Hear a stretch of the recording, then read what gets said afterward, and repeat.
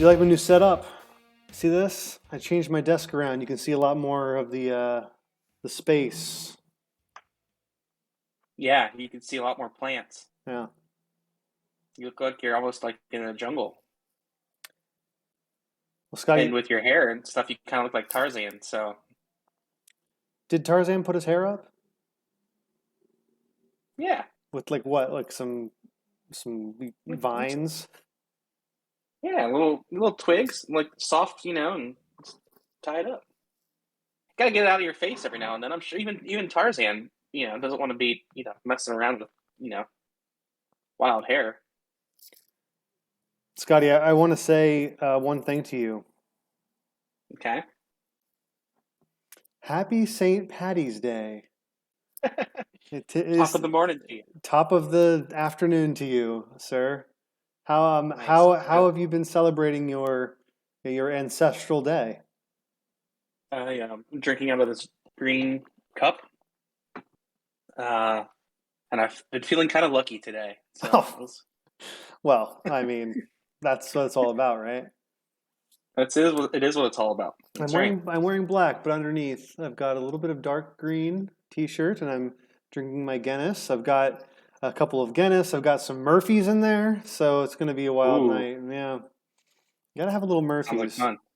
Guinness is my go-to Absolutely. beer, you know. It's fantastic, but on the special occasion, you gotta mix in a little bit of Murphys and what better day than today of all days?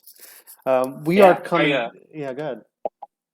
if I remember correctly, this time last year we did a St. Patrick's Day episode. And that was when we debuted Pepper the Ginger. Is that right? Yeah, a year ago. That's a good memory, Scott. You know, we've Yeah, taken some hiatuses along the way, but we've been going at this pretty for a while for a long time now. Pretty for a yes, we while have. for a long time now. That's what I said.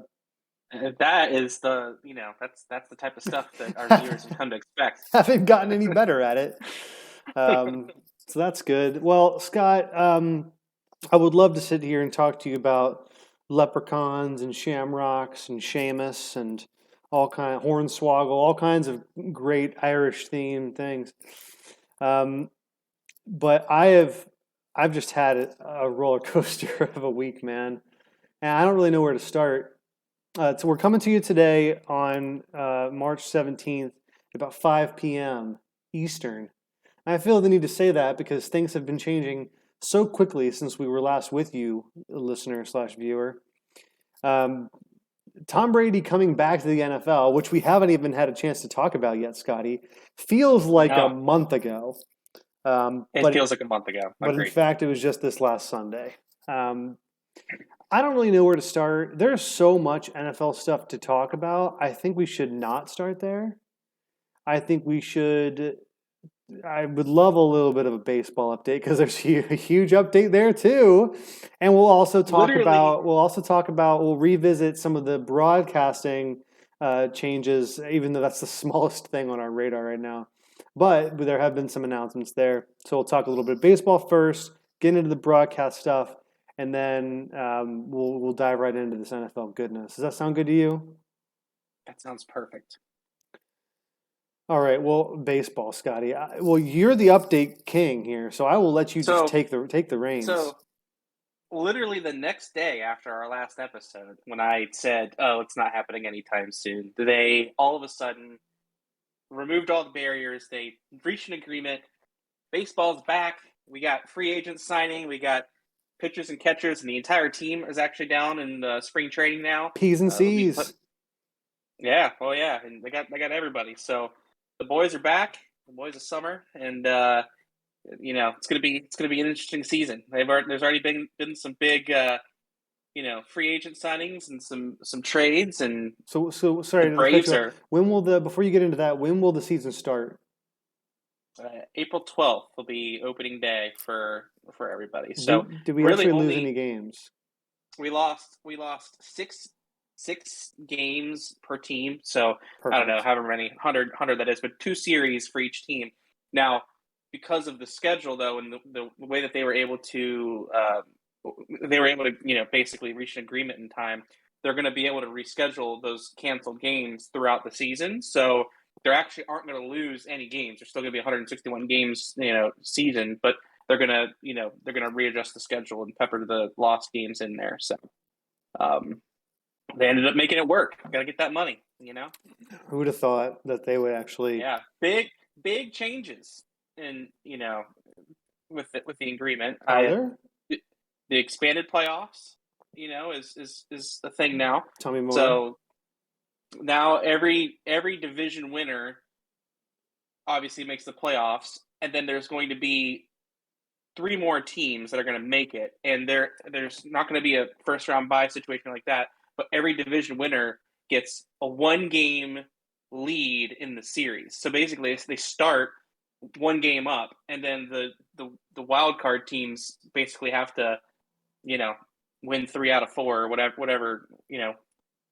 It's gonna be funky. It's gonna be real What? funky. But yeah, it's gonna be wild.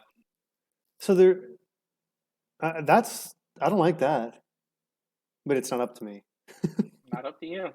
They wanted to do something. They wanted to do something to spice it up. The other big, like fundamentally crucial rule change that they did was to basically ban the shift. So They for did those of you that? who aren't, they did that. So What now, the so hell? for those of you who are not big baseball technicians here, a lot of times when a left-handed hitter gets up to bat, primarily this is when you really see it. A left-handed hitter gets up to bat. There's like a 80% chance that the ball is going to go in between second base and first base. So what the defense typically does is they'll bring the shortstop all the way around on the other side of second base, and they load up 3 infielders in between that path where the ball is probably going to go, which is great defensive strategy. It's incredibly successful, but it's really boring to watch because the left-handed hitters just hit it right to the infielders, and so by banning that now, you're going to see a lot more base hits. You're going to see a lot more hitters just try to slap it in there and get on base. So you're going to see more offense now because that shift was banned, and also the designated hitter is now available in the National League. So we're not going to see situations where pitchers are going to be hitting anymore in the National League, which that's a tough one for me. So, but they're all doing this to modernize the sport and make things a little bit more entertaining because offense is generally a little bit more exciting than good defense and good pitching. So Are they that's what are they're they doing. going to allow teams to like Otani? I'm thinking about Otani. Are they going to could the Angels let him do both, or he's not allowed to do both? All right, Otani's been doing both. I mean, they're basically the American League. That's where the Angels are, and he's been the designated hitter on days that he's not pitching, and then when he does pitch, he still hits. Oh, that's what I meant. Too. I totally didn't forget that the Angels were in the American League, and It's all that good. wasn't an So issue. now the National League has the same luxury, so to speak.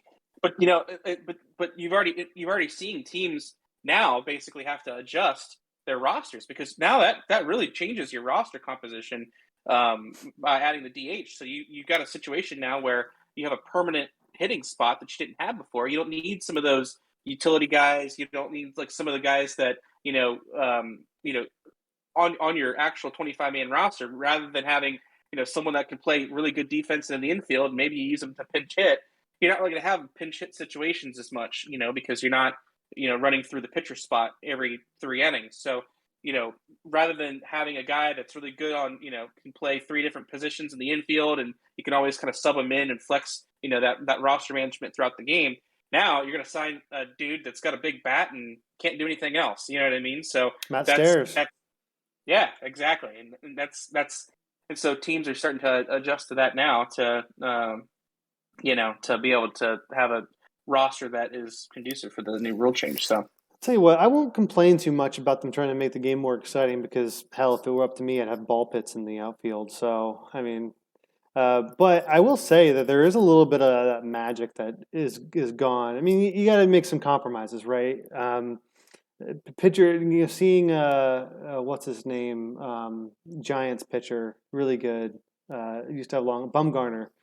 To see him get up there and like hit smacking home runs and stuff is just so cool to see. But that won't happen anymore.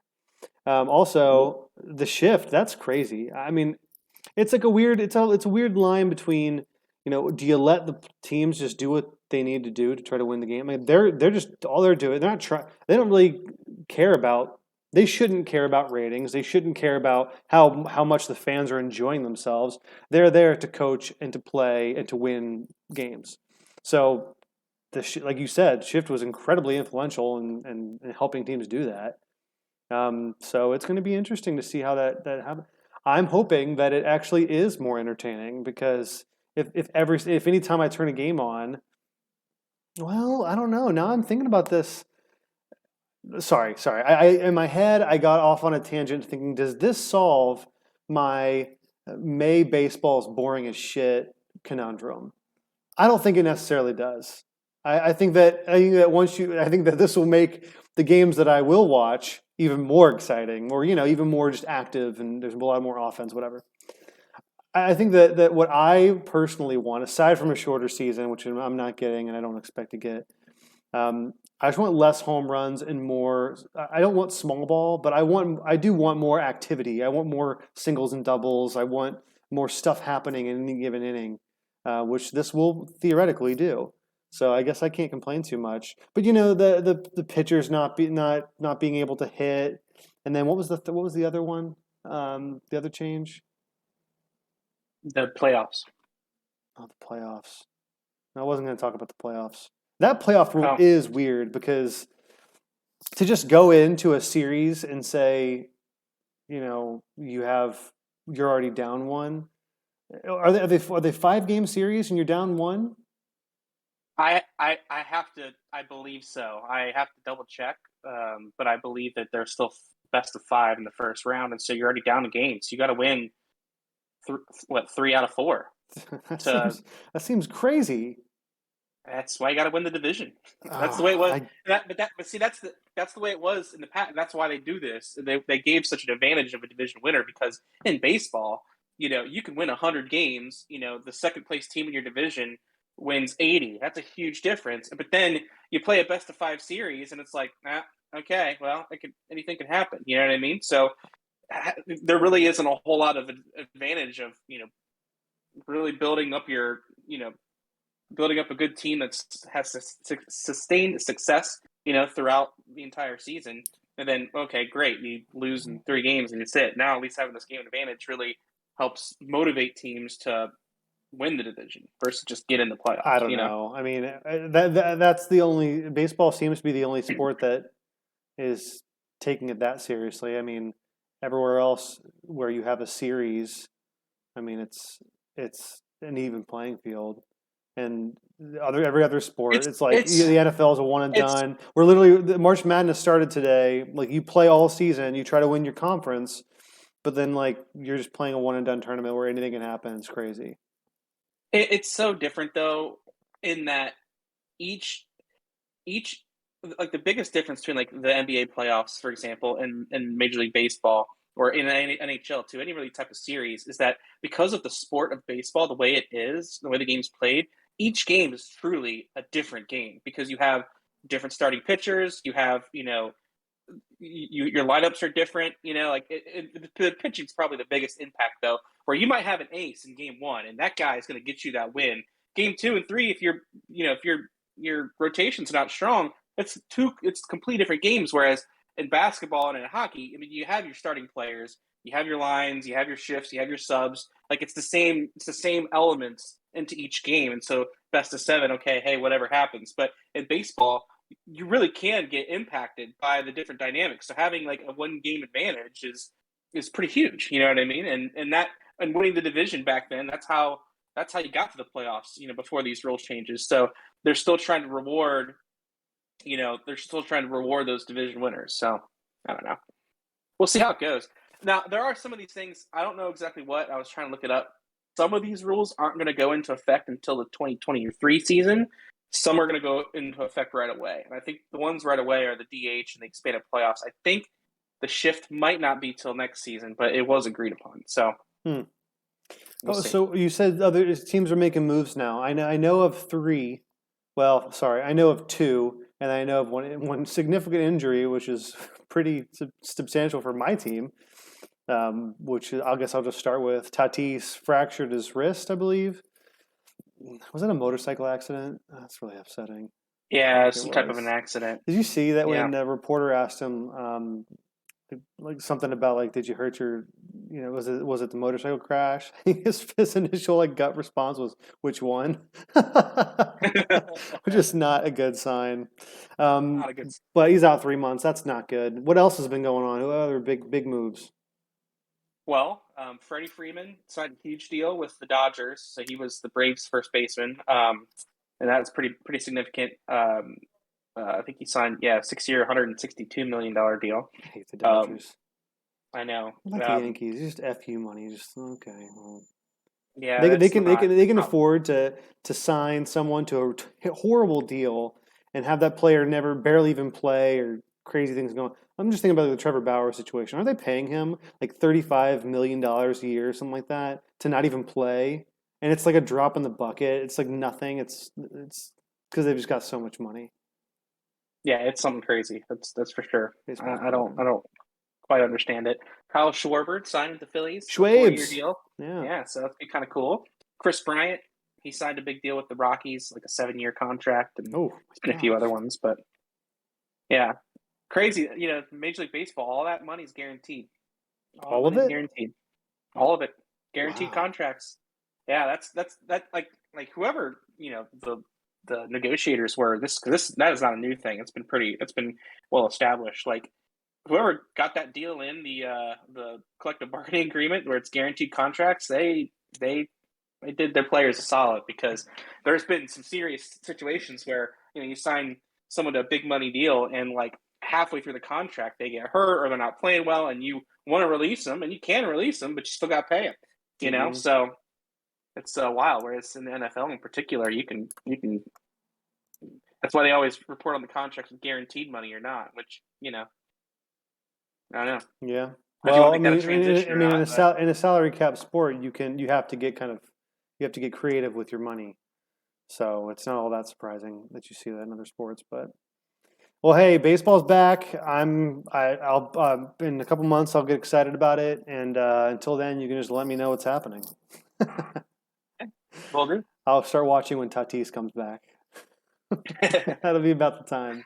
Hey, at least that's pre All Star break, I think. So I'm ahead of the curve. It's a My possibility. gosh, they'll be Yeah, out. possibility. They'll be out of everything by then. Yeah. Oh gosh.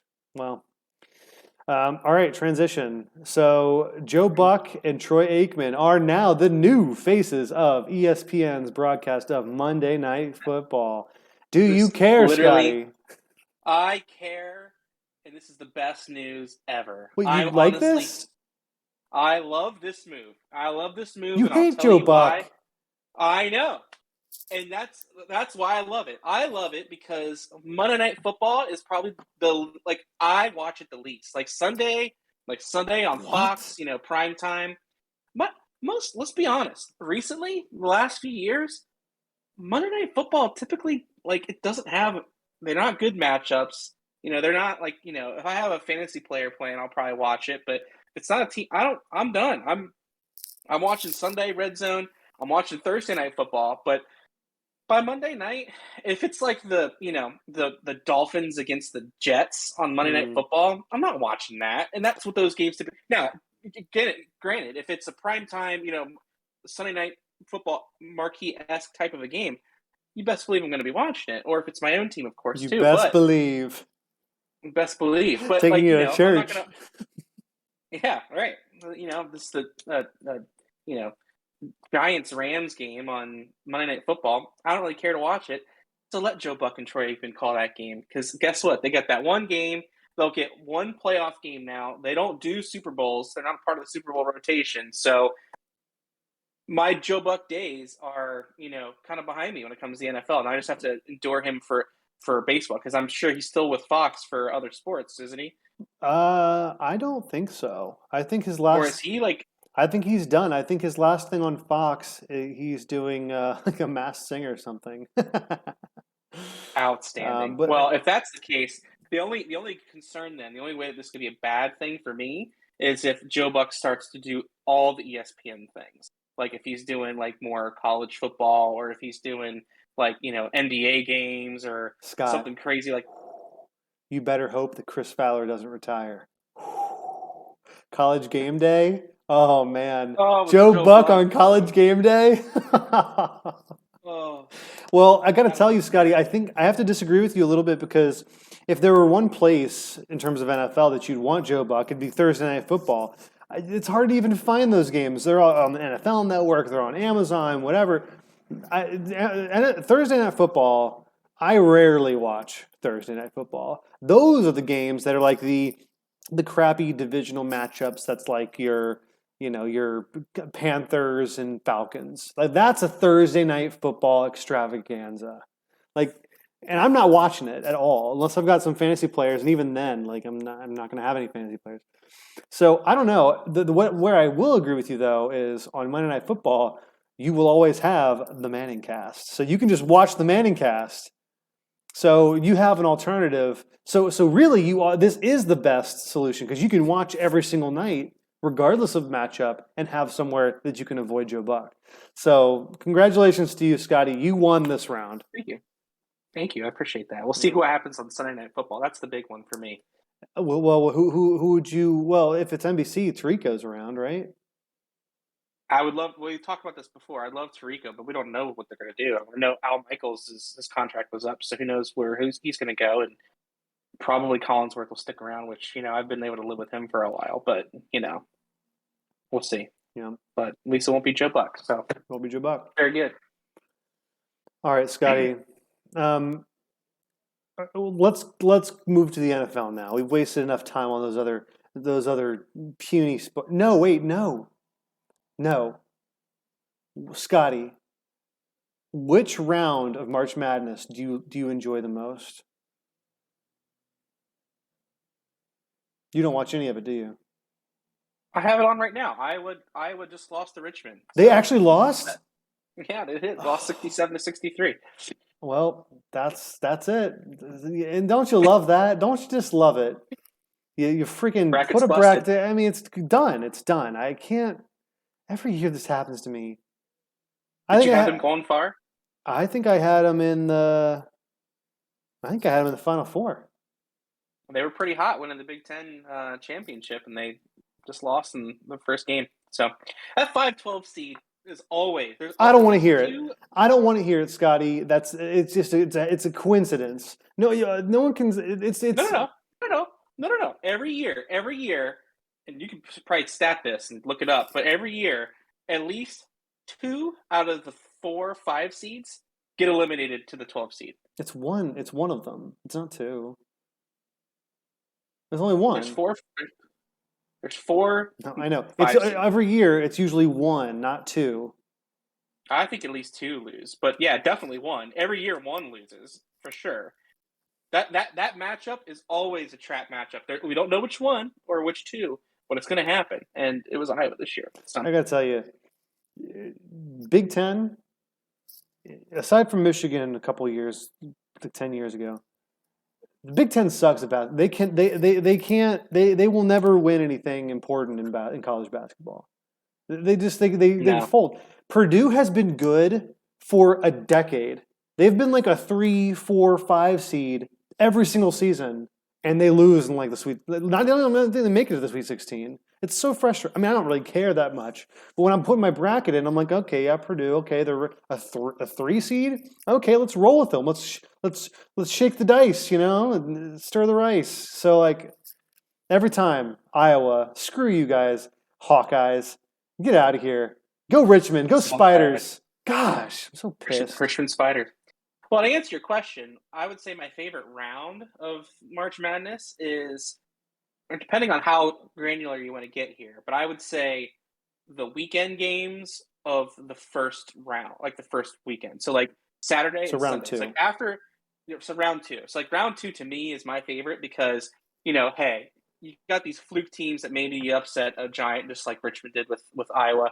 Not that I call them the giant necessarily, but Richmond beating whoever they would play next and actually making it to the Sweet 16. That's when the Cinderella stories start to happen. So that's what I think is a little bit more entertaining is the Saturday Sunday games of the opening weekend. Can I ask you something? Yeah. Cinderella story. In the let's stick with the traditional Disney version because I know there are other shades. Yeah. She humble beginnings to put it lightly, and she goes through some rough times, and then ends up with the prince, and she rides off into the sunset, happily ever after. To be a Cinderella, don't you need to win the whole thing? No. Okay, tell me why. Because it's so hard to win the whole thing. In order to be a Cinderella, you have to reach an unachievable milestone. You know what I mean? Like, or seemingly Whoa. unachievable. Well, seemingly, that word seemingly is now a matter of perception. It's subjective. Okay, all right. Let me clarify that. In order to be considered a true Cinderella, like a game changing Cinderella, you got to make the Final Four. If you make the Final Four, then you've achieved Cinderella status. After that, you can't win. Listen, probably the most famous Cinderella. Well, really, I would say there's two most famous Cinderellas. One would be Gonzaga, who literally became known as a basketball school after they went to the Final Four as just this unknown, like, who the heck is Gonzaga? And they did it. And they just became a powerhouse ever since. The other Cinderella that's probably the most memorable, at least for me, is George Mason that did it back in, like, I don't know, 2006 or so, 2005, where they were like this, 15th or 12th seed or whatever, and they just went all the way to the Final Four.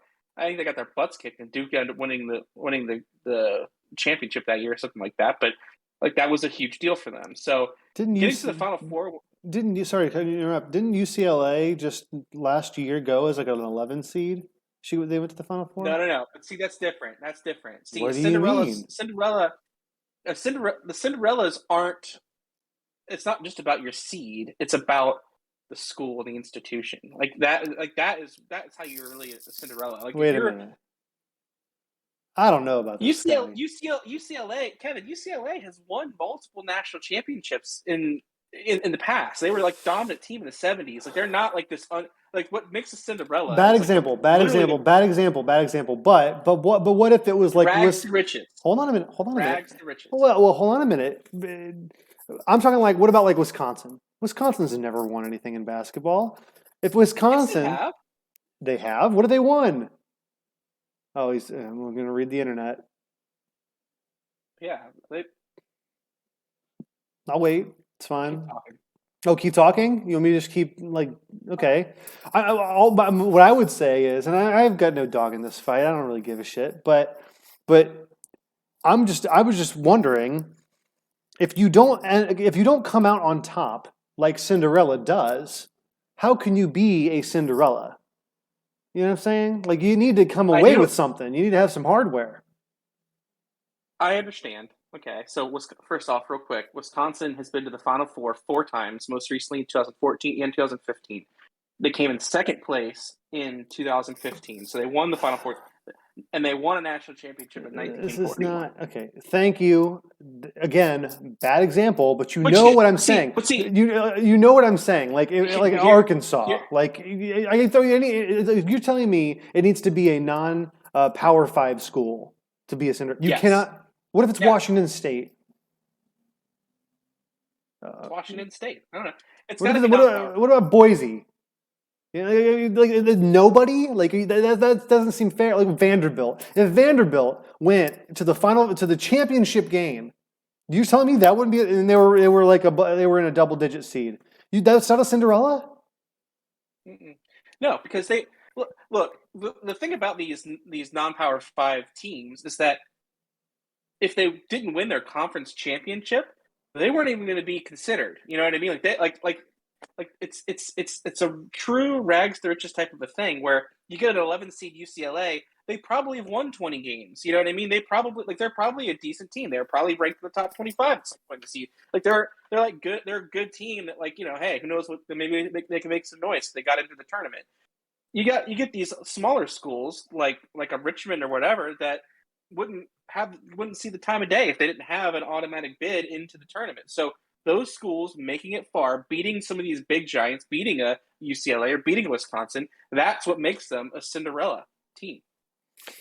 I think that the only real Cinderella there can be is looking at the lifetime of a program, going from being a D2 to no athletics or no basketball team to in like a D2 school or D3 school, starting a program, moving up to D2, then to D1, and then doing well and then winning a championship. That's the only way. Like lifetime. If you're talking about school and prestige level, because that's what you're talking about, then that's the only way you can actually have a true Cinderella, that you came from rags and now you have riches.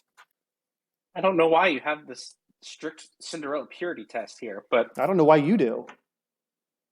I don't. Oh yes, you do. It can't be a Power 5 program, and you can't be a higher seed. You can't have any historical success. You have more criteria than I do. No, that's not true. That's totally true. You said they have to start in D2. I'm Not not even have saying to. anything. I'm not making any You're claims. talking about basically like the cool runnings of basketball teams, Yes, where they just like yeah, like they have to, and then they make it to the Final Four and win the championship. Then over a they're finally decade, the over a Cinderella. long period of time. Yeah. What's wrong All with right. that? Oh, all right. You done with I think. this? Well, I just think that'll never happen, and it probably has never happened before, and you would just ruin the concept of a Cinderella story That's by. what I want. That's what I want. I want a Pinocchio story. There should be more Pinocchios. Fraud teams like Providence. Well, if you want to talk about fraud teams, we can get into the football and talk about your Brownies. But Oh, okay. Transition. Do you want to do free agents and then talking about the Browns? Because I don't think I'll be able to recover once we go there. let's do free agents first, Okay. and then talk Here's about the how we're Browns. going to do this. We're going to go by position. We're going to go by so lot of things have happened. We're going to go by position group and just talk about the big things that have happened. We won't go into everything because you guys figure it out. But the non-free agent stuff necessarily is, as we mentioned, Tom Brady is back. Came out of retirement after 40 days, and he is here once again. We're going to do quarterbacks first. If that's okay. That's where everybody else starts, so why wouldn't we? Um, I didn't expect it. I thought he was actually done, and I'm totally okay with him coming back. It makes complete sense for him. He's still in good shape. It's before any of the offseason training would happen, so it's not like he's behind the curve. He he the Bucks were more than happy to take him back. It's not like they were making any other plans to do anything otherwise. Um, and his division's really weak. It's like a cakewalk division. They've got nobody. I mean, the Saints, Carolina, and Atlanta. There's nobody. There's no real contender there. I actually think if the Bucks were to, this would never happen. But let's say they got Jameis back, and they could, with the roster they have, they could still possibly win that division. So, what do you have any thoughts on Brady coming back? Tom Brady is like the annoying friend at a party that like finally left, and then everyone's like, okay, cool, now we can actually like get the party started, and then he's like, oh hey, I forgot my coat, and then like he shows back up again. He's like, well, I can stay a little bit longer, and you're It's like, that oh, is that is oh, my ride actually doesn't show up for another hour. yeah, and like you were so ready and excited to like, all right, let's the party's turned around, and then he comes right back, and you're like, oh crap, can't talk crap on him anymore, But you and know what? here he is, and You know what feeling I've been having though. I've been having that feeling ever since he announced he's coming back. I've been thinking, he is that friend. Um, but there will be a day when you go to invite people over, and you're like, well, these people moved away.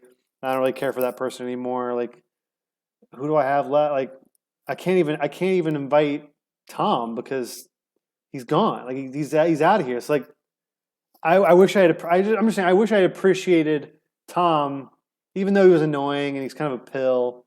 But he was just an extra person. He's just somebody that we had around. It's like nostalgia, and that's gone now, forever gone. Didn't appreciate it while we had it. All we did is ridicule him. Well, absence makes the heart grow fonder, and he wasn't gone long enough. So Fair enough. I just need So you're saying need more time. after a season, and let's say the Bucks are horrible, and it's March 2023. Brady's like, you know what? I just talked to my doctor, physical checked out. I'm coming back, baby, healthy as an ox. Would you be excited, more excited then? It's impossible to say for sure, No, but you just said he wasn't gone long enough. How long would he need to be gone for you to be excited that he comes back? I would never be excited for him to come back. I need him to be gone, and I'm looking forward to the day where I can reminisce about how great Tom Brady was. I'm like, oh wow, that was pretty cool. I'm like, oh yeah, maybe I should have like really appreciated what was going on at the time. I want that to happen. That's what I want. I'm looking forward to the point where I can reflect and appreciate it because I don't now. In fact, I don't even more now because the Bengals have to play the Buccaneers. Like the Bengals play the Bucks in that random like week 17, Oh like wow, that's who we drew on that, and that sucks. It was going to be fine without Tom Brady, and all the free agent situation they had going on, and what it was going to be that like. Okay, stinks. That now really now sucks. that's gonna be a tough game.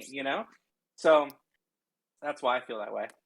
Well, I guess I can't blame you on that front, but I don't know. I'm excited to watch the goat play another game and watch the seasonal roll around, and I won't watch any of the Bucks games. None of them. Oh boy. All right. Well, in quarterback free agency news, we'll just kind of roll through here, and we'll talk about the ones that we think are most interesting. Hopefully, Scotty, you have some thoughts on some of these.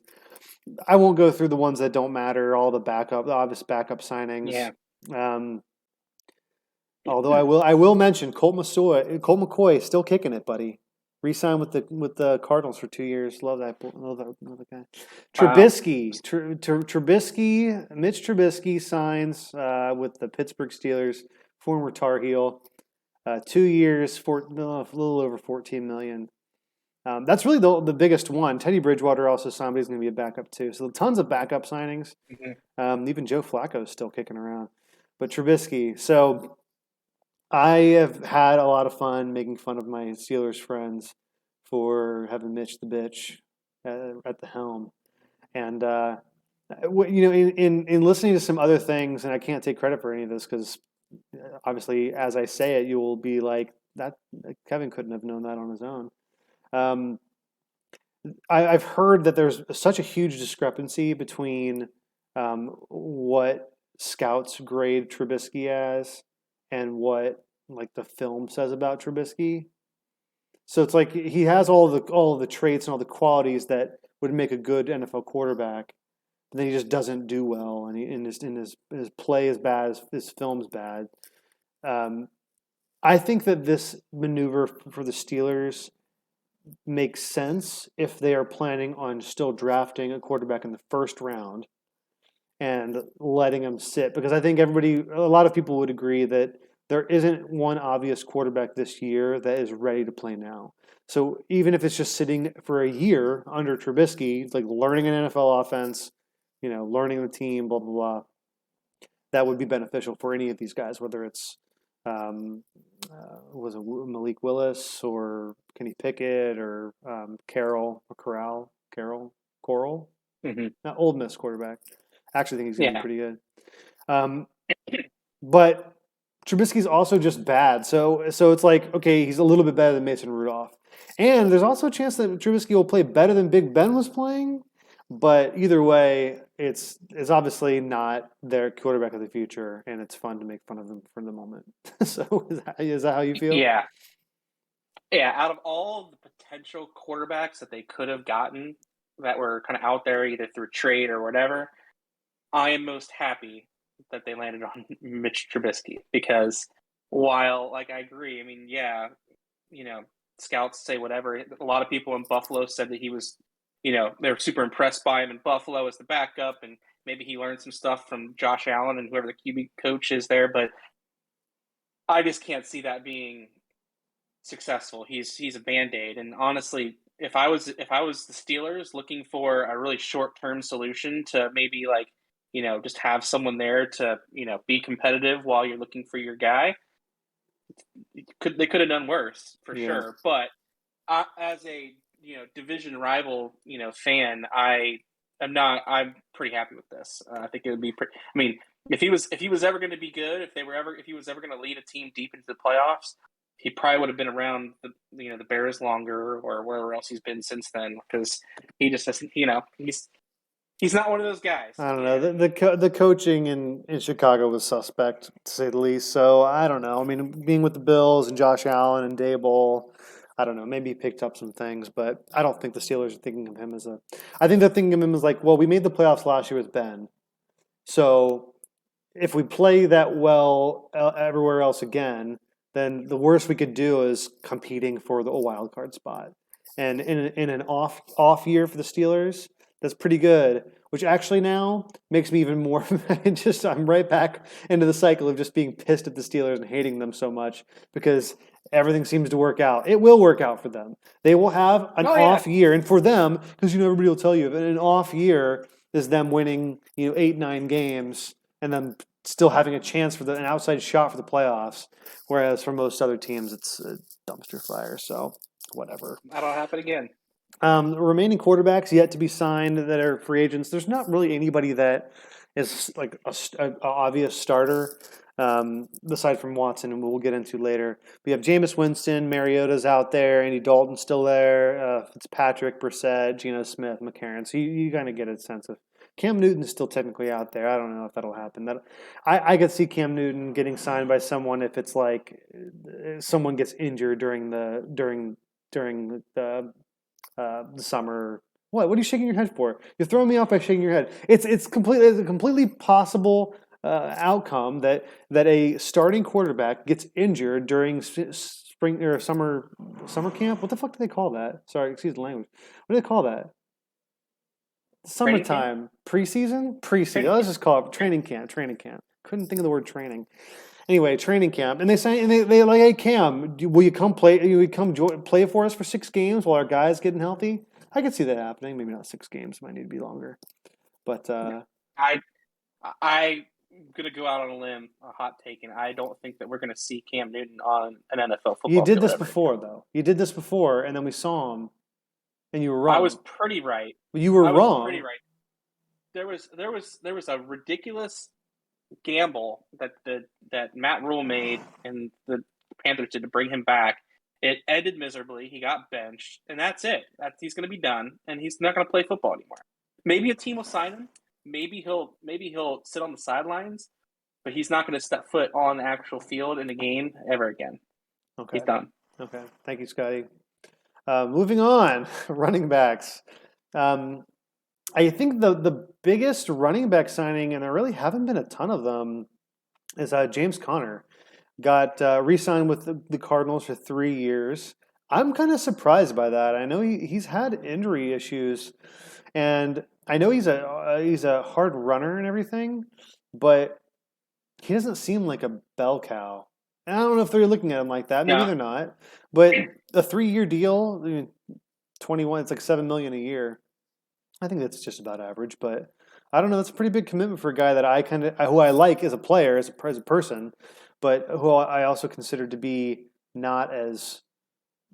He's not going to like lead your rushing attack. I mean, I guess he is. He's going to, but for 3 years, probably not. No, I agree. I mean, he wasn't even the best running back on his team last year. I mean, Chase Edmonds was better, in my opinion. If I was going to invest in somebody, I'd invest in him over James Conner. His injury proneness is the biggest concern. And well, if you remember, Chase Edmonds had injuries too, which is why James Conner was even a thing there. Oh, I know he did get hurt, but like if both players are healthy, and you assume they would be, I would go with Edmonds. I mean, James Conner had a really good offensive line in Pittsburgh and couldn't do a thing there. Wait a minute. When was the last time the Steelers had a good offensive line? I don't think they've had one in the last 5 years. 3 seasons ago or so, they had a good offensive line. They've always had a bad offensive line. They haven't had a good offensive line since the last time they went to the Super Bowl 10 years ago. I could be making that up. I'm not making it up, but that's definitely my. The Steelers haven't had a good, in air quotes, a good, objectively good offensive line in quite some time. But okay, point taken. Like he was just okay in Pittsburgh. I mean, they let him go. Well, obviously they drafted Najee Harris. Yeah, the Pittsburgh offense has always been set up to where running backs can be incredibly successful. Even running backs aren't that good. I mean, Le'Veon Bell was amazing in Pittsburgh, and then he goes to Oh, other be teams and careful he's not now. good at all. Be careful now. What? What? Lev Bell was a good player. I mean, that dude was he was a stud. Just because he went to the Jets and didn't do well with the Jets doesn't mean he is bad. You know what I'm saying? He was in a good system. Every running back that the Steelers have had over the last 15 years have been decent. I mean, Rashard Mendenhall was really good when he played for him, and Bell and James Conner isn't one of those, and he was supposed to be. And Najee Harris is amazing now too. You know what I mean? So Yeah. I don't know. Speaking of Chase Edmonds and investing in Chase Edmonds, the Dolphins signed him for 2 years, and I actually think that's a pretty good signing. Speaking of the Dolphins, they also signed Raheem Mostert to a 1-year deal. So right now, the Dolphins have Raheem Mostert, Chase Edmonds, and Myles Gaskin. I think that the depth chart will probably be in that order, but if you talk money, then Chase Edmonds would probably be the guy. That'll be interesting. The Dolphins are building up quite a fun little team. They doubled down on Tua, They're obviously. yeah, they're a good team, but I think that they're still a quarterback away from being a serious threat. I don't think Tua is going to be the guy. J.D. McKissick. So interesting thing. We this free agency period we've seen a couple times already that players have agreed to a deal with one team, but then reversed course and went with a different team. J.D. McKissick with the Commanders was first supposed to sign with the Buffalo Bills, which I think would be a good signing for them. They need somebody to be primarily a pass catching back out of the backfield, and Singletary and Moss aren't really that at all. But the scoop is that at that time the Commanders hadn't given him an offer, and once the Bills reached out and offered him that deal, the Commanders matched it, and McKissick didn't want to leave. Riverboat Ron's got a pull, man. He's got something special. There's something in the water with Riverboat. People like him. He must. Yeah. He must be, because if I'm JD, why wouldn't you want to go to the Bills? Yeah, for the same exact amount of money, why wouldn't I want to go on a team where I have a good chance of winning the Super Bowl next year, at least going deep in the playoffs? Whereas the Commanders are going to be in rough shape for a while. They're at least 2 seasons away and a new quarterback away from being competitive. I mean, I don't know. The NFC East is always, well, recently it's been really, really bad, so anyone could win that division, but I don't see Carson Wentz and the Commanders doing that this year. We haven't even talked about Wentz. I can't remember when that happened, but yeah, Wentz is a Commander now, traded from the Colts to Washington, and I think the last time we talked, maybe it wasn't about Wentz, but I got this feeling that he still could be good. We did talk about Wentz, didn't we? I don't know. We talked about it. Okay, yeah. we did. That's how bad Wentz is that he's so forgettable that no. It's just so many things have been happening. We haven't talked about Amari Cooper. We haven't talked about that, but we'll get there. Yeah, we'll get there. We'll get there. Other running backs, not really anything. Brandon Bolden, a former Patriots with Vegas now. Who cares? Who cares? It sounds so dismissive, but you know what I mean. Tevin Coleman re-signed with the Jets. I don't know why he wants to stay there. Yeah, that's it. The other big running backs out there are Cordarrelle Patterson, Leonard Fournette, who probably, if I were him, I'd re-sign with the Bucs now that Brady's back. Sony Michel, Melvin Gordon. There's talks that Melvin Gordon will probably still re-sign with the Broncos. Rashad Penny.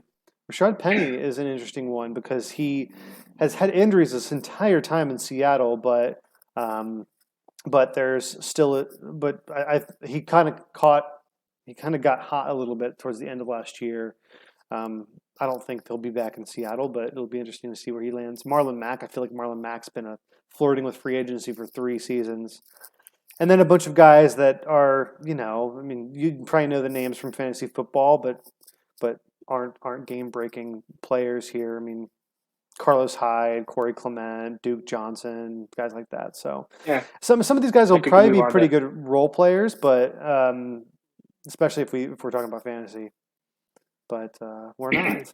So wide receivers. All right. So a lot has happened with wide receivers, and let's first talk about the trades that have happened. And I think the only real trade has been Amari Cooper. So Dallas traded Amari Cooper to the Browns for a fifth round pick, and that's it. And Amari's owed 20 million this year, I think. And if you look at the going rate for some of the other wide receivers that got paid just this week, that's a pretty good deal, all things considered. And I think there's a lot of flexibility after this year in case it doesn't work out. But the Browns needed a number one. Amari Cooper, whether he's the 25th best number one wide receiver, um, doesn't matter. They have one now. He fills that need. They probably still need some additional help with wide receivers, but I think it was a good trade. Other big things to happen in the wide receiver world. Devontae Adams was franchise tagged. He says he doesn't want to play on the tag, which I understand. And now that his buddy Rogers is back, I wouldn't be surprised if he got a long-term deal. Chris Godwin actually just today, re-signed with Tampa for 3 years. That's a big deal.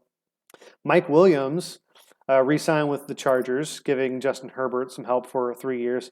Godwin and Mike Williams were valued exactly the same, 3 years for $60 million. I don't know if there's any differing guarantees or anything like that. I would have said Mike Williams is a much better player, just from measurables alone. But Michael Gallup. So along with Mari Cooper, Michael Gallup was the one who got a 5-year, $62 million deal. I know they liked Michael Gallup, and I know that I think Dak likes Michael Gallup more than Amari. I don't know. I don't know if there was some drama there, but it's the Cowboys. There's always something going on. But Michael Gallup signs a huge deal. The big ones though that I don't think a lot of people were expecting were Christian Kirk, the Jags. The Jags are spending like crazy. The Jags are doing this offseason what the Patriots did last offseason. So Christian Kirk, formerly of the Arizona Cardinals, signs with the Jaguars for 4 years, $72 million. So I think that's a less per year than those other two guys I just mentioned, but it's a longer commitment. I don't think anybody had Christian Kirk valued that high. Not that high. No way. No way. Still don't. That was a waste of money, in my opinion. Gosh. Well, I mean, the Jags are obviously doing something where they're trying to get a lot of pieces around pretty boy. What's his name? Trevor Lawrence. So I mean, if it's almost like we need to know if Trevor is going to be college Trevor Lawrence. We need to know that as soon as possible. So it doesn't matter what it takes to get it. Let's get as many options around him that there's no excuse. They've got Yeah, not. yeah. I mean, after getting Christian Kirk, I don't see how he could have any excuses. I mean, he's just gonna light it up. Well, they also signed Zay Yeah, they're Jones. Zay Jones for 3 years. He's a good wide receiver. And they also signed, I think, solid. 2 tight ends. Yeah, Yeah, they signed Evan Ingram, and they signed, or I think they have Dan Arnold. So they've got a lot of, and they've got James Robinson out of the backfield. I don't know. The Jags are doing what they can. I don't think it'll work because why would we ever believe that anything the Jags are doing is going to work? But right.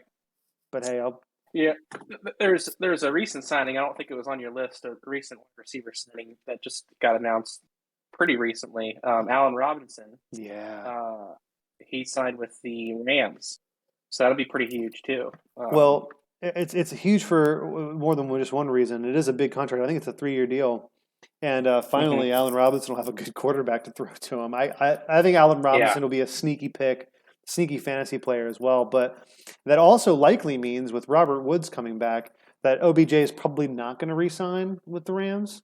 So OBJ is going to go they don't need him. somewhere. Yeah, that'll be pretty significant too. I wonder where he'll end up going. I, Maybe he'll go back to I Cleveland haven't if heard they end anything. up. that's one thing that definitely won't happen. He definitely You won't never know. go. No, I do know. Uh, He will not get. He if wouldn't be Baker's welcome not there, back. I don't think Baker if was the Baker's not issue. I there, think it was I think it was the offensive style. We don't have to get into that's a whole can of worms. But yeah. So one other signing that I think is a little under the radar, Cedric Wilson. So Cedric Wilson was a Cowboy. And he was very deep on the depth chart. You know, you had Amari, you had Gallup, you had CeeDee Lamb, and you had Cedric Wilson. He signed with the Dolphins for 3 years, a similar contract to the one Zay Jones got with Jacksonville.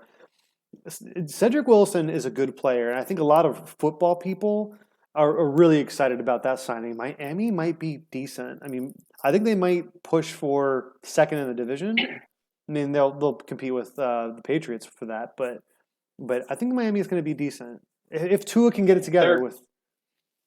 I mean, think about it, Scott. Now you have Waddle, Zay Jones, or sorry, Waddle. You still have oh my gosh, what's the dude's name? Starts with a P. Oh, he's always injured. Oh, it came from Louisville. What's his name? Parker, Devontae Parker. You got Okay, Parker. yeah, so you got Waddle, Parker, and now you have Cedric Wilson, and these three good running backs too. So similar thing, Florida man. Just need a quarterback. You don't like Tua? You're not a Tua guy? First off, Tua stinks. He always was going to stink. Left-handed quarterbacks just aren't that good. That is just science. It's a Mike scientific Vick, fact that they're not lefties aren't good. And the Tebow. Miami's head Tebow, yeah. And Miami's head coach is like 20 years old and he needs to put the doobie down. And if he can do that, then maybe, Okay, I watched he that can win. McAfee interview.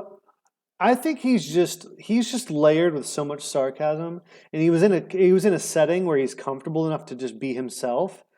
I think he's just a very dry sense of humor. I don't think he's high at all.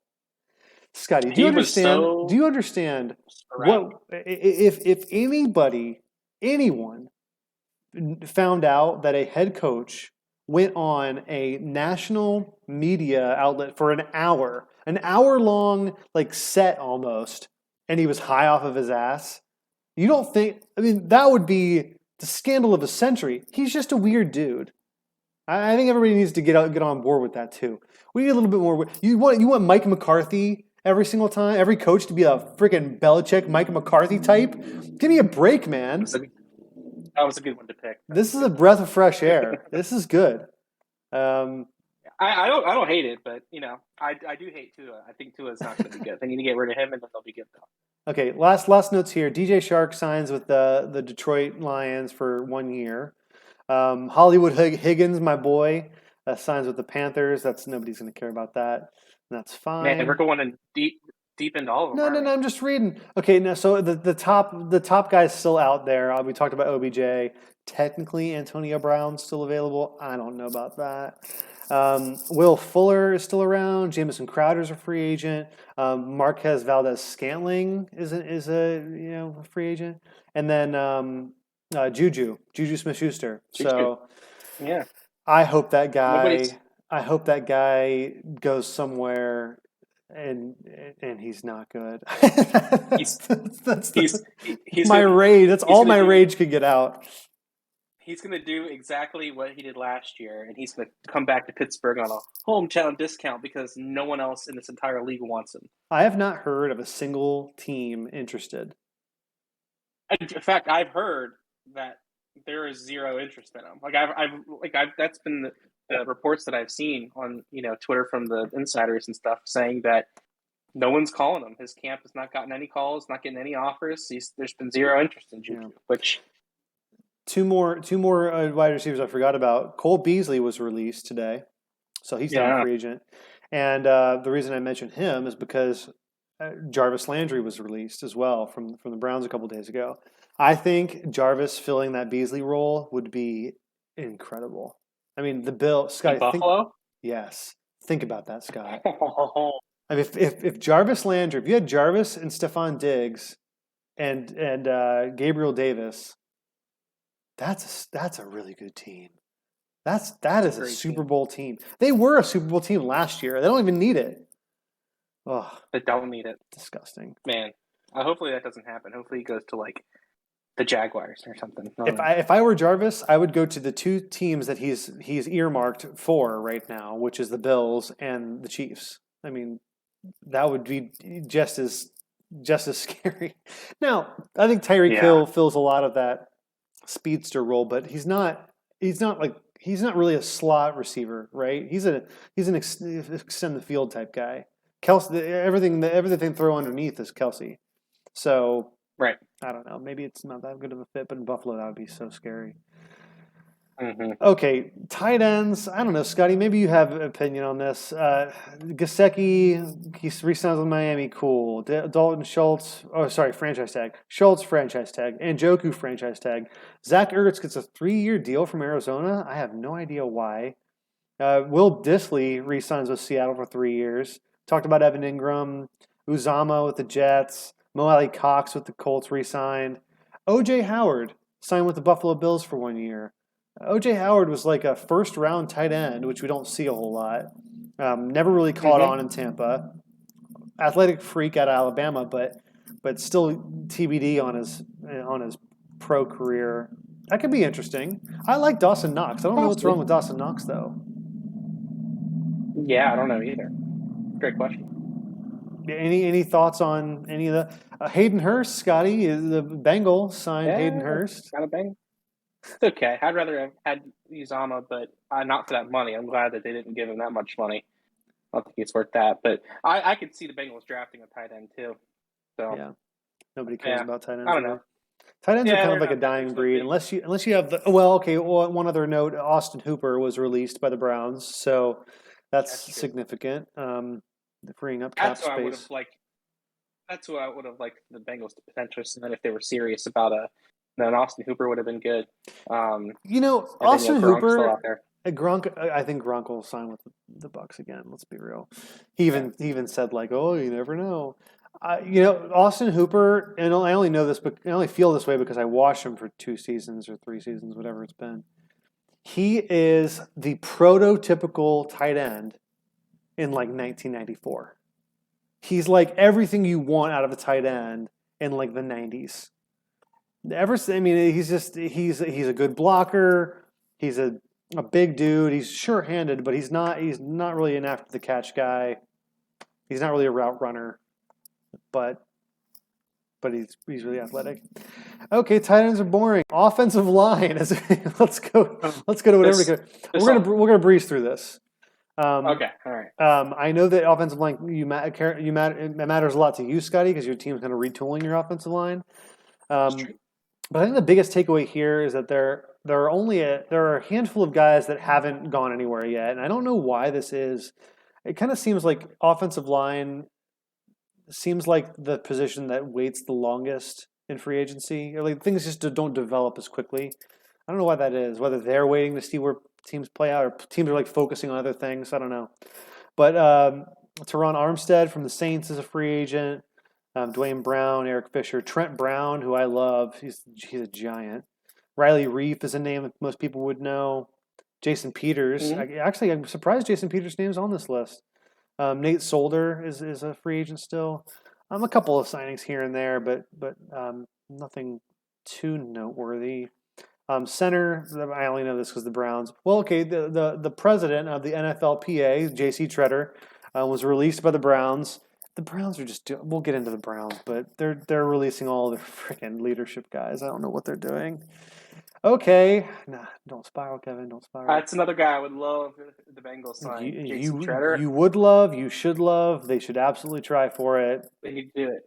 Tretter, and then the Cowboys just released La'el Collins, and I would like him to, if they sign Tretter and Collins, the line has gone from being just absolute garbage to being a really good line that I think will help protect Scotty. If you were in the middle of the pack in terms of offensive line play, it would be the Bengals wouldn't even. It would be very little question that they'd be division front runners.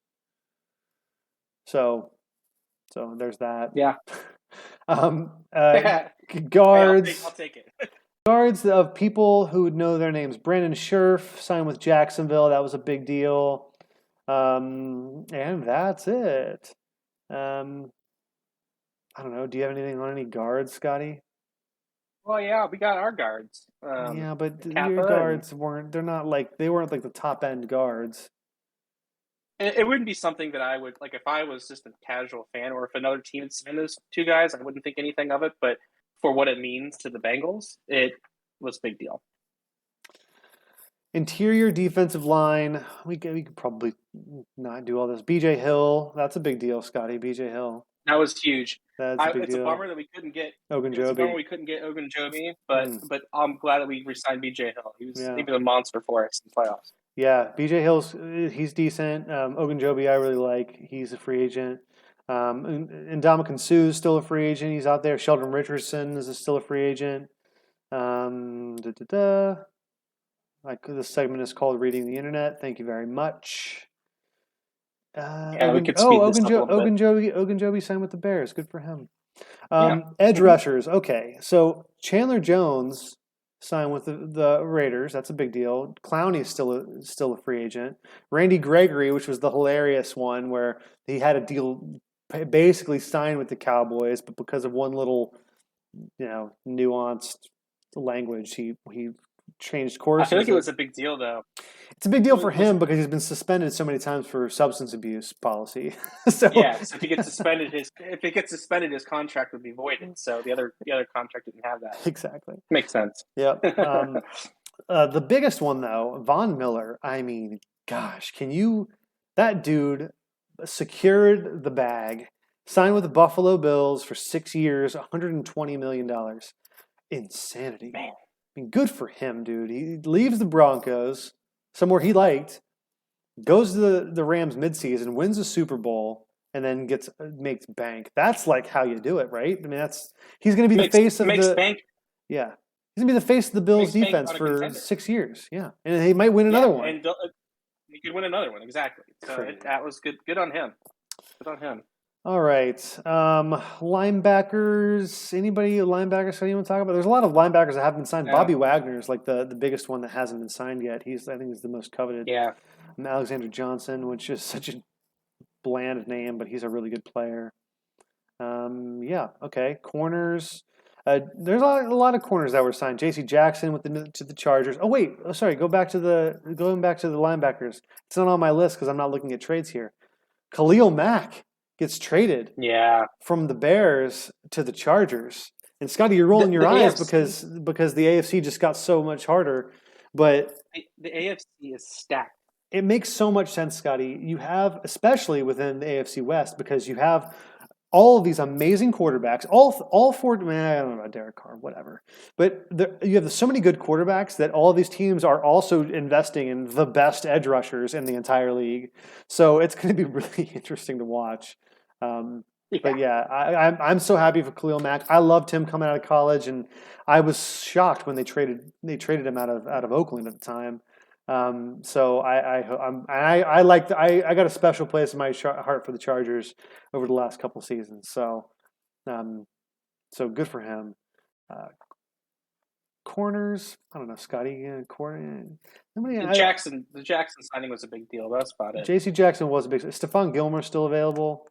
Why the hell is Casey Hayward? Why is anybody signing with the Falcons right now? I guess someone's got to play on that team. I have no idea. Yeah. The Falcons, I mean, to correct me if I'm wrong, Scotty, if you look at a list of all of the teams in the NFL, the Falcons have to be the team that's like you'd least want to be a fan for. Yeah, agreed. I'd rather be a Jets fan based on the rosters right now as they are than be a Falcons fan. The Jags would be still tough, though. It'd be hard. But you got Lawrence, you got some excitement. I don't know. You at least have good weather. Okay, fine. I concede. But I'm with you. Atlanta's not great. There's some. Get Deshaun Watson for story. That's true. There's some safeties. Tyrann Mathieu is still out there. Jordan Whitehead's a Jet. Marcus Williams a Raven. The Ravens always have such a good secondary. It's gonna be so hard. Anyway, so that's the tall and short of it, man. I know we kind of skipped through defense, but it's so hard to. It's like the common person, even you and me. I mean, we're avid football fans, it's hard. I mean, I know Kyle Van Noy, right? I know Jamie Collins. I know the names, but I can't really speak and it's partially. I think it's fantasy football to blame. There should be a league where you have individual. I know you can like there's some individual defensive players on some fantasy rosters, but it's like one player. It's like you have one guy that's like you get sacks and interceptions.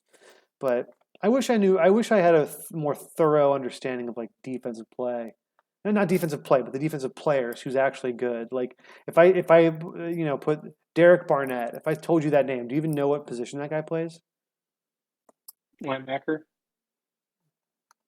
Sure, might as well. He doesn't, but he might as well, right?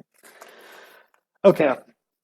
I'm just checking my list here. No. Okay, it's time.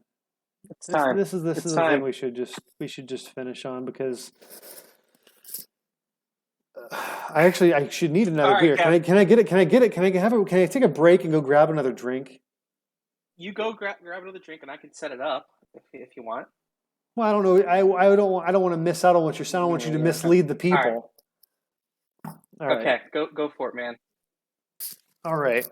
So I'm gonna crack this. I might cut this audio, but I don't know, Scotty. If you enjoy it, maybe I'll just keep it. We can listen to it on a loop. Yeah, why not? Well, you just missed it. Oh, it didn't. Maybe it's one of those things where the audio doesn't pick it up because our technology is too good. Too good. All right, Kev. Well, here's the deal. Setting it up for everybody. The Cleveland Browns had proposed a trade offer to the Houston Texans to get Deshaun Watson.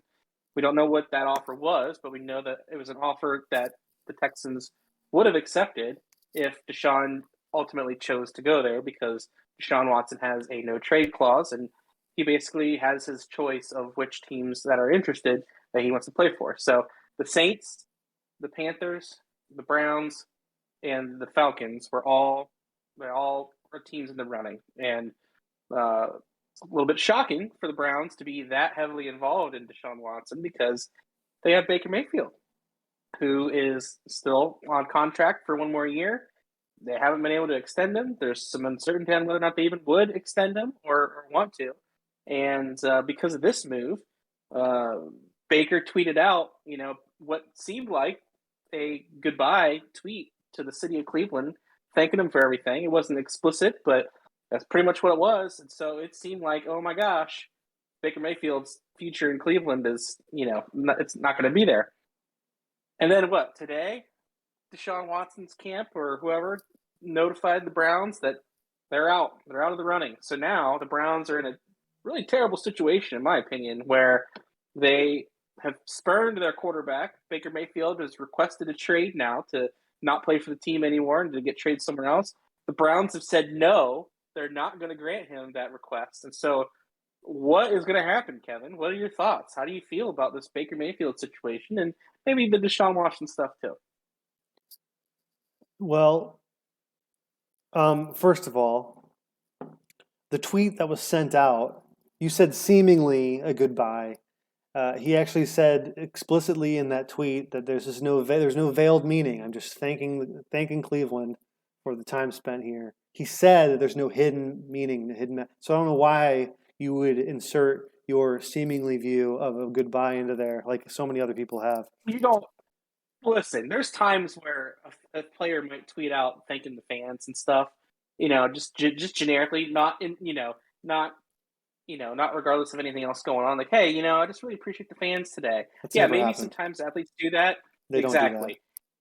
Yeah, they don't do that. Exactly right. And doing it with all of the rumors and all the the meeting with another quarterback.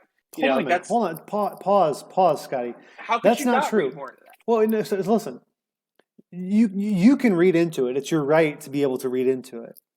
But this situation is also pretty uncommon. So him in the situation, watching the Browns court another quarterback, in that situation, he's probably, and it was reported that he has known, the team let him know that they would be exploring options for elite level quarterbacks. They let Baker know that during the combine. So it's been 2 weeks, whatever it has been. So during that 2 week period, Baker's probably been feeling a lot of emotions, and he's probably been thinking a lot of things, and he probably is reflecting a lot on his time in Cleveland. So, because it's a pretty uncommon situation to be in, and someone whose personality is like Baker, who is not really shy about keeping things in, or he's a whatever. It's not surprising that he would send out a message, and I'm going to take him for his word that it's literally just to say thank you. It's not necessarily a goodbye, because he's still on the team. He's still under contract. Like, he's not leaving, and So I just wanted to clarify that bit. How do I feel? I feel horrible. This fucking sucks. I feel bad. Flatly bad. I don't like this. This is bad. All of it's bad. I had like 30 minutes of relief this morning when they announced that the Browns are no longer in the runnings, whatever. Deshaun's not choosing the Browns is basically how that should be put out there. I felt good about that because I don't want to root for Deshaun Watson. He'd make the team better. I think it's not unfair to say that he is a better quarterback, at least from what he's shown, what he's done compared to Baker, and especially how Baker played last year is horrible. So I felt really good. I don't want to root for Deshaun Watson, but then immediately it's like the trade request, and they said no, and now it's just going to be a whole saga.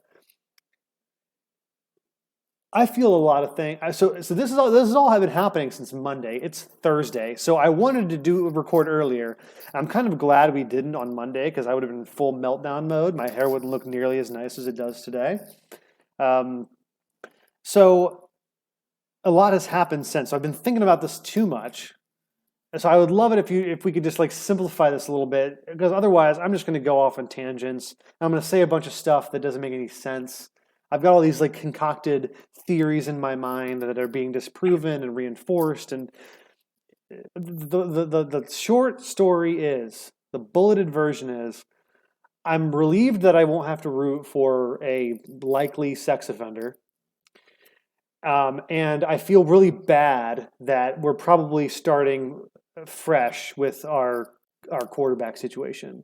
I was messaging someone today, a coworker on Slack, and they were like, yep, I guess we're gonna have to add another name to that jersey, that quarterback starter jersey. And I hadn't thought that far ahead, and I'm feeling really bad. I'm feeling really, really fucking bad. This sucks. Yeah. But if you want to ask me some specific questions about what do I think about this, what do I think about that, should they have, should they not have, I'm happy to go into that, but maybe I'll let you bounce some questions off of me, because otherwise I'm just gonna word vomit all over your face, all over your beautiful green shirt. Nobody wants to hear you talk. So I'd be happy to ask this. Okay. So I want to know. Okay, the Browns are not going to trade him. So how on earth is this going to work this season? If this still stands firm, and the Browns say, nope, we wanted to give this concept a shot with somebody else, but now we want to stick with you this year. After everything has transpired, how does that work? How does Baker go out and play for this team? How does this work? So they are. And I'm not reporting any of this. Obviously, I know that I am a very well-connected NFL insider, but these comments are purely from the fan perspective. I have information, but I'm not going to share it. This is just me, right? Check out my other podcast for the goods on that. I think that the Browns as an organization are denying, quote, air quote, denying the trade request because they need to save face with the fans. You have a guy that turned around, and he had help. I mean, Jarvis was a huge locker room guy. Myles Garrett's a captain on the team. Like, Baker's not like the only guy, but he is the face. He has been the face of the franchise for 4 years. He's a number one overall pick. So you have a number one overall pick quarterback who takes a dog shit team and in a matter of 2 seasons, he's played under 4 different head coaches in that time, and he goes and wins the first playoff game in 30 years, however many years. So you have, and also I also want to state I don't blame the Browns. A lot of people are saying, a lot of my Steelers friends are like, the Browns are idiots. What are they even doing? They just pissed off their quarterback. Like, you can't blame the Browns at all for trying to upgrade at a position. Deshaun Watson is a better football quarterback than Baker Mayfield right now. Okay, I think you would agree with that. Of course you would. I know you would. I absolutely would. You're a Yeah. Baker hater. You can't blame them for that. And they let Baker know that they were planning on doing this. So it's like everything's been on the up and up from what we know, from what's been reported so far. Everything's been on the up and up. In the business of sports, like it's the coach's job, it's the GM's job, the president's job, it's their job to win football games. So they have to look out for the best, whatever. But it's pissed the fans off because they have spent 4 years, in my situation, convincing myself to like Baker, and I now have and do. And you have a guy that's bought in to the team, and this is all subjective, but his personality also seems to fit the Browns. It's like a rough, edgy, like you're playing with a chip on your shoulder type shit. Like we were the underdog, we kind of suck, but we're here to like still kick you in the mouth, whatever. He fits that mold, personality wise too. So in the court of public opinion, you go out and you put in you submit basically a trade offer to get Deshaun Watson, who has tons of ugly baggage, which is not a good look for anybody, even the Saints. I don't know how. I mean, I'm not dialed into like Saints Twitter. I don't know what's going on with Saints fans, if they're happy, or same with Carolina too. I don't know if anybody's happy about that. They might be reacting to it very similarly, but Browns fans didn't want Deshaun Watson. They don't want him. For that reason and for other reasons too. They like Baker. The only way that the Browns can save face and with the fans and make it seem like they're not just total clowns, they have to deny this trade offer from Baker. They have to make it seem like they're willing to work it out. They're willing to, at least if nothing else, have like a man-to-man, like a heart-to-heart with Baker and like sit-down conversation. Try to figure something out. So they can say, we did everything we could to keep Baker. Yeah, we went out and looked at other options, but other teams do that too. You don't hear other quarterbacks out there. Like Matt Ryan's not bitching about this and that. So anyway, that's actually a different. I told you that I can't just keep talking forever, Scotty. But I'm going to finish this point if I can grab it again. They have to save face with the fans, so they have to deny the trade request to make it look like Baker's forcing his way out. Baker doesn't want to be here anymore, so we have no choice but to let him go to greener pastures, and we have a plan for the future. So how do you feel about that statement? I got to stop because I've just been going too long. Yeah. Do you think so? Do you think that? Do you think Baker's out, or do you think Baker plays for the Browns this year? Well, what do you think about anything I just said right now? Well, what I have to say about what you is a follow-up question. Okay. Because I'll have something to say based on your answer here. I think that they will end up trading him. Okay. I don't think Baker will play for the Browns. I want the Browns to release a statement saying like all we did was ask for the interview, not unlike we do with the quarterbacks at the combine, not unlike we do for any other thing, any other business type decision like that. We're fully behind Baker. We're excited to have him back for the next year, and then for Baker to come out and say, feeling a lot of emotions, a long conversation, like. I'm excited to be back, at least for this next season. Like, let's go win some games. Let's make the most of whatever. And I want Baker to play well, and I want them to. That's what I want to happen. What I think will actually happen. What I think will actually happen is that this will not get resolved. The Browns will try to. I don't even think make amends. They don't need to make amends. He's under contract. He has to play his contract. I think they'll try to convince him to buy in for at least one more season and say like, hey, if you play well, then all options are on the table. I think they'll try to do that, and Baker will still say no, it's done. I don't think that he should. I think Baker should just. I mean, think about Baker's options.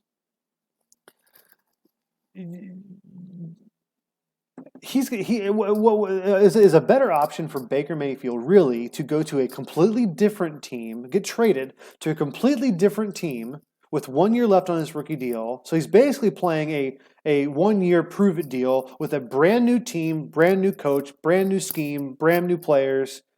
Like That might not necessarily be his only option, though. I mean, if if in this if in this trade request, maybe him and his team can go, seek a trade, seek out teams and see if they can make a trade. If a part of the deal is maybe he gets like a 3 year deal out of a team, like it wouldn't be like the Commanders, but like say they didn't make the Wentz trade. Like I could see a scenario where there's a quarterback needy team out there that's like, hey, maybe we'll take a chance with the 3 year deal on Baker Mayfield. They'll extend him with the trade. That could be a potential option, but it looks like he won't even be allowed to explore that now, as long as the Browns won't grant the trade request. So that would be the only move that makes sense for Baker. It would be a move like that. Otherwise, your best, I think, staying with the Browns, trying to win a playoff game or make it to the playoffs, and who knows, maybe they'll re-sign you, or maybe you can go still get a deal next year somewhere else. But that would be that would be the two things that we would consider if I was him. Now, to your comment about the intentions of the Browns not granting the trade request, if their ultimate goal is to get him out, then yeah, I would say they're doing this to save face with the fans. I don't think so. I think that they were planning on going with Baker this year. They had a chance to maybe see if they could upgrade, and they don't want to do okay, they're going to trade Baker Mayfield now. Then what? What are they going to do now? Then you're going to be, without a quarterback at all. There's not a lot of good options out there right now to sign free agency. So you have to then look for another trade for a quarterback. And who's going to be willing to trade it for a quarterback that you are, going to feel that good about going into a season where the expectations are to contend for the playoffs? You know what I mean? So the Browns are, by not managing this relationship with Baker properly, the Browns really screwed up here. They needed to be in a situation where Baker was going to be okay with them exploring this opportunity with Deshaun, and if they weren't, sorry. What more could they have done? They let him know that they were going to explore these options. They let 2 weeks ago. I mean, were they supposed to bring him in, give him like a nice Italian dinner, and like swoon him with a bottle of wine and put on some music and say, "Hey, listen, Baker, we got to talk, buddy." Clearly, they knew. They had to have known if they were good relationship builders that he wasn't going to like this. I mean, this isn't he wasn't going to like the fact that they were exploring Deshaun. They had to have known when they had that conversation, when they gave him the heads up, that he wasn't going to. This is going to be a severe relationship destroying type of a consideration, and they went ahead with it anyway. Well, Scotty, one of my thoughts was that if you're under the assumption that they want out of the Baker business and they want to not piss off the fan base or something like that, which I don't think that's the case because he wouldn't have gone after Deshaun Watson anyway. But this could be all part of the plan. Like you do this knowing that he's going to react that way so that you have an out. But people calling the Browns dumb and like you just said they're stupid for ruining the relationship or not managing the relationship properly. They would only be stupid if they wanted him for the season. Then they were dumb. If they want to get rid of him, if they're actually just trying to get him out, then yeah, we can go behind the scenes and trying to manipulate the storyline so it makes Baker's the one who's quitting on the team and not the other way around. Yeah, sure, that's all good. But if they actually wanted to. If they really wanted him this season, just to see how it goes and maybe extend him if he's good, then they really screwed up. I don't know, Scotty. It could very well. I mean, I know that Baker's an emotional guy, and the bridge might be burned on his side of things. And yes, I'm sure the Browns had to know that was a possibility, but it's also possible that they explored the Watson thing. And after that's not happening, you still there? Okay. And after that's not happening, they're looking around at their best options for the next 2 to 3 years.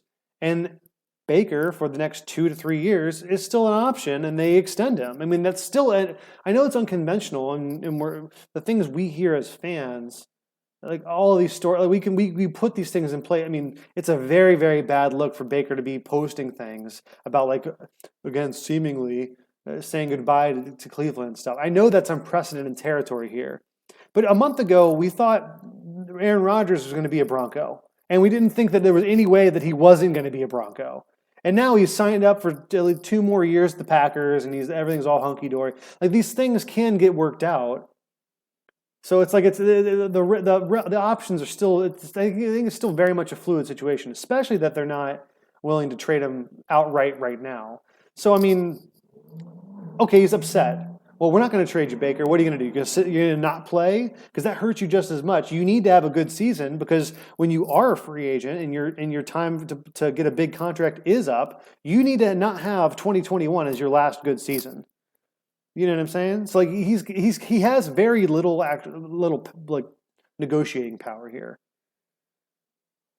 So I think the Browns know exactly what they're doing. You got to believe that they have a plan. And just as likely, Scott, no, listen, to court Watson, to know they're going to piss off Baker, to know that there's a real chance that they won't get Watson. I can't understand why they're making these moves, but I also can't understand the team not, especially people like Stefanski's a coach. I like Stefanski, but Andrew Berry is a very highly regarded GM. He's made a lot of good personnel moves. It would be very, very hard to believe that they didn't know all those things were possible, and to not have a plan at all moving forward. I mean, it just doesn't seem likely at all. So maybe it's a trust the process moment. One thing I will say, and I know we're kind of dragging this on. If you have any more questions to ask me, definitely. But one thing I will say about this whole situation is, it's been a very, very good reminder to me. I won't say that I needed one, but I'm grateful for it anyway. That you root for your team. You don't root for players. I mean, you can like a player. Like we just talked about James Conner. He went to Pitt. Like, I'm always going to support a Pitt guy. But you root for your team. And if Baker, I've been invested in Baker. I want Baker to work out. If it doesn't, then he goes off somewhere else. I can still root for him. I can still want him to do well with the Texans. Because I actually think that would be it's his home state, whatever. But it's all about the Browns. Like, you just got to trust process. It's so exhausting being a Browns fan, Scotty. That's what I trust the process if it was Bill Belichick and the Patriots or something like that. But trusting the process with the Browns is a scary prospect, because they have not always proven their their savviness when it comes to this. So, I don't know. It'll be interesting to see, that's for sure. But by the time we talk again, everything will probably be different. Probably. Oh, this fucking sucks. Probably. I don't even know what I want to happen here. I mean, I did just tell you what I wanted to happen, but let's say that they do trade Watson. Let's say they trade Baker to Seattle. Get him out of the division or out of the conference. They trade him to Seattle for whatever, 2 second-round picks. I don't care. Watson goes to Atlanta. What do I want? Matt Ryan for a season? Take on that horrible contract? I mean, I don't know. Could the Browns compete for the division with Matt Ryan at quarterback? Is Matt Ryan better than Baker Mayfield right now? Yeah, I think he is. Former MVP. I don't want Jimmy G. I mean, Jimmy G's a stopgap. I know he went to a Super Bowl and everything, but Jimmy G is not.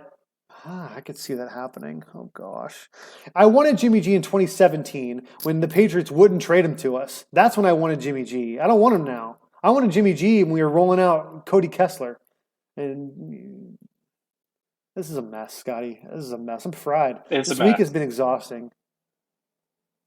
It's a bad time to be a Browns fan, but there's never really a good time. Well, that's not true. 2 years we were literally 14 months away from a playoff win. So I mean, And look where you're at now. It just feels like we take a step forward, take 2 steps back every single time. It sucks.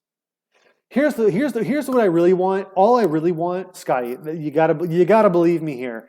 All I really want is front office continuity. That's all I want. If Baker has to go, if they need to change all, I mean, they got rid of so many leaders. I mean, they got rid of Jarvis, the center. They're probably going to get rid of Baker. It's a very significant piece of like your team, like your locker room makeup. But what I haven't had, the other thing I haven't had, along with like good consistent quarterback play, is good consistent front office. Like a GM to stick around, a coach to be there for more than 2 years. Like Stefanski entering his third year is it's like borderline unprecedented for the last 2 decades. It's like I'm going to count my blessings where I can, but as long as those guys stay employed, you know, you can't have sustained success if your coaches and your decision makers are turning over all the time. That's just absolutely true. So yeah, what a freaking mess. Josh what Allen. happens. Could have drafted Josh Allen. You could have drafted Josh Allen. I gotta go, Scotty. This is too much for me. Do you have anything else you want to talk to me about? No, I think I'm good. WrestleMania's coming up. We'll do that next week. Yeah, next week. Big Well, WrestleMania you know, show next week. we'll talk about the 2 weeks from storylines. now. Talk 2 weeks about. from now. All right, man. Well, you take it easy. Enjoy your St. Patty's. Oh, actually, a little fun fact for the audience. You might have known this, Scotty. So there's been some confusion over St. Patty's Day versus St. Patty's Day. Do you know which one's correct? Is it a spelling difference? There's Paddy and Patty.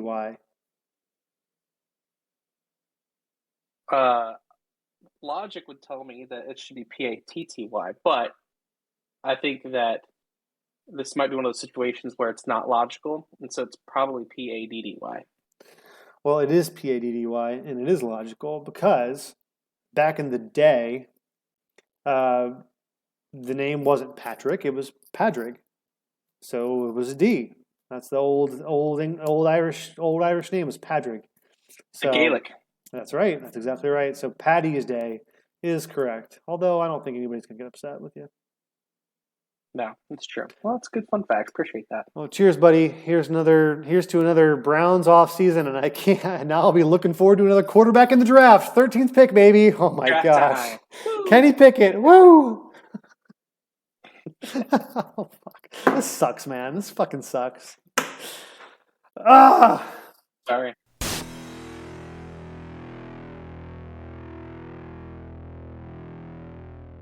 All right. So if you've listened this far, you must, for some reason, like what you've heard.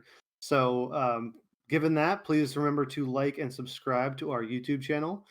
Make sure to follow us on Twitter @ObsessionCast for all future episode updates and whatever else we might post, sports related or otherwise. Thanks for watching.